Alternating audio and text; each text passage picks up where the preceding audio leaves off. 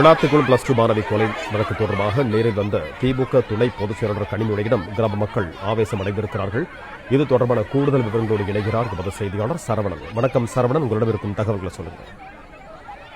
தூத்துக்குடி மாவட்டம் விளாத்திக்குளம் அருகே +2 மாணவி பாலியல் வன்கொடுமை செய்யப்பட்டு கொலை செய்யப்பட்டார் என்று கூறப்படும் இந்த விவகாரத்துல இன்றைய தினம் திமுகவினுடைய துணை பொதுச் செயலாளரும் தூத்துக்குடி எம்பியுமான கனிமொழி மற்றும் அமைச்சர் கீதா ஜீவன் ஆகியோர் அந்த மாணவி உயிரிழந்த மாணவியினுடைய கிராமத்திற்கு சென்றிருக்கிறார்கள். அங்கே ஒரு குடும்பத்தை சந்திப்பதற்காக செல்லும் பொழுது அந்த கிராம மக்களால் அவர்கள் முற்றுகையிடப்பட்ட இருவரையுமே சூழ்ந்த அந்த கிராம மக்கள் கடும் வாக்குவாதத்துல ஈடுபடுகிறார்கள். குறிப்பாக கடந்த 2 நாட்களாக போராட்டம் நடத்தி வருகிறோம், கடந்த 2 நாட்களாக ஏன் வரவில்லை என்ற கேள்வியை அவர்கள் முன்வைத்து வாக்குவாதத்தில் ஈடுபட்டிருக்கிறார்கள்.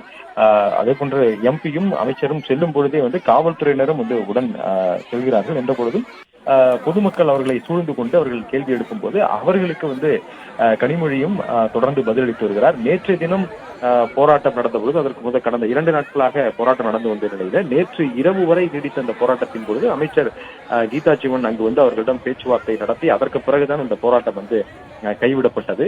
இன்றைய தினம் அந்த குடும்பத்தினரை சந்திப்பதற்காக மீண்டும் அமைச்சர் கீதா ஜீவனும் அதே போன்ற எம்பியும் திமுகவினுடைய துணை பொதுச் செயலாளருமான கனிமொழியை அழைத்துக் கொண்டு அந்த குடும்பத்தினரை சந்திப்பதற்காக செல்லும் பொழுதுதான் இந்த வாக்குவாதம் ஏற்பட்டிருக்கிறது. அந்த மாணவியினுடைய உறவினர்கள் இந்த கிராம மக்களும் சூழ்ந்து கொண்டு அந்த கேள்வியை முன்வைக்கிறார்கள். கடந்த 2 நாட்களாக போராட்டத்தில் ஈடுபட்டு வருகிறோம், கடந்த 2 நாட்களாக ஏன் வரவில்லை என்ற கேள்வியை அவர்கள் மீண்டும் மீண்டும் முன்வைத்திருக்கிறார்கள். அவர்களை சமாதானப்படுத்தும் வகையில தொடர்ந்து கனிமொழியும் அவர்களிடம் பேசி வருகிறார்.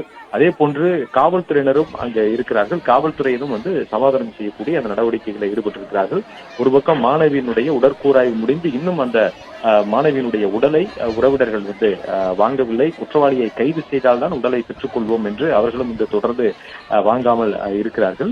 அதே போன்று கடந்த 2 நாட்களாக நீடித்து வந்த அந்த போராட்டம் என்பது பேச்சுவார்த்தைக்கு பிறகு நேற்று இரவு நடந்த அந்த பேச்சுவார்த்தைக்கு பிறகு கைவிடப்பட்டிருக்கிறது என்ற போதும் எப்பொழுது வேண்டுமானாலும் மீண்டும் அந்த போராட்டம் மீண்டும் நடக்கலாம் என்பதனால காவல்துறையினர் முழு வீச்சில் அந்த பகுதியில தொடர்ந்து கண்காணிப்பு